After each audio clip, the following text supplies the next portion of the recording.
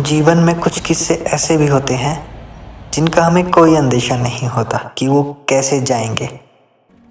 ठीक वैसा ही किस्सा है कहानी का दूसरा रविवार। ये दिन कुछ खास अच्छा नहीं जा रहा था।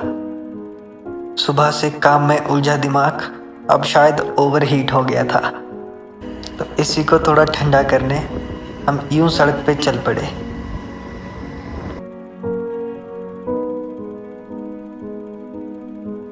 लेकिन ये भी ज़रूरी तो नहीं कि जिस दिन की शुरुआत खराब हुई उसका अंत भी खराब ही हो।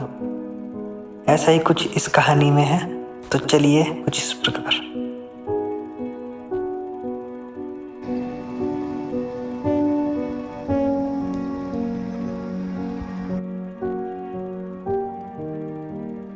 जिस जगह जाने का रास्ता शायद ये बोर्ड हमें बता रहा था, ना वहां पहुंचने का कोई रास्ता और ना योजना हमें पता थी कि यहाँ कैसे जाएं और यहाँ करें तो करें क्या।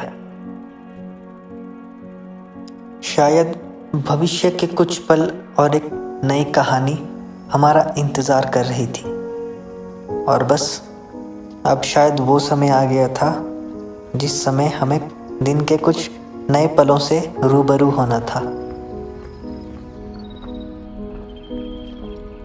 टेढ़े मेढ़े रास्तों से चलते हुए अब हम शायद अपने गंतव्य की ओर पहुंचने ही वाले थे।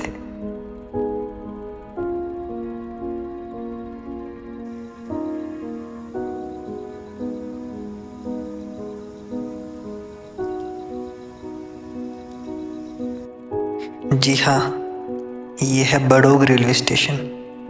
शिमला कालका रेल मार्ग के बीच आने वाला एक छोटा सा पर खूबसूरत रेलवे स्टेशन, जो कि शिमला कालका रेल मार्ग के बीच पड़ने वाली सबसे लंबी टनल यानी कि टनल नंबर 33 के नाम से मशहूर है, और उसी के नाम पे इसका नाम बड़ोग रेलवे स्टेशन रखा गया है। वैसे तो इस टनल की भी अपनी कहानी है। 1143 मीटर लंबी यह सुरंग हॉन्टेड प्लेसेस में शुमार है। यह दुनिया की सबसे सीधी सुरंग है जिसे पार करने में ट्रेन 2.5 मिनट लेती है। इस सुरंग को बनाने की जिम्मेदारी ब्रिटिश इंजीनियर कर्नल बड़ोग को दी गई थी, और शायद उन्हीं के नाम पे इस टनल का नाम बड़ोग टनल पड़ गया।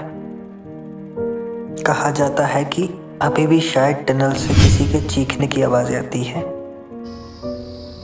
शायद हो भी सकता है या नहीं भी हो सकता है। खैर, मुझे तो पता नहीं, लेकिन हाँ इतना ज़रूर पता है कि इस टनल का काम पूरा ना कर पाने के कारण कैप्टन बड़ोग ने इसी के अंदर फांसी लगा के अपनी जान दे दी थी। खैर, हम तो यहाँ जा नहीं पाए, लेकिन हाँ रेलवे स्टेशन की खूबसूरती कुछ हद तक मेरे दिमाग को हील कर रही थी। ये एक दवाई का काम कर रही थी। चले?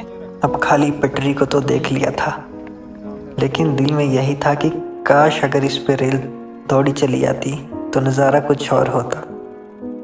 और शायद भगवान ने हमारी सुन भी ली।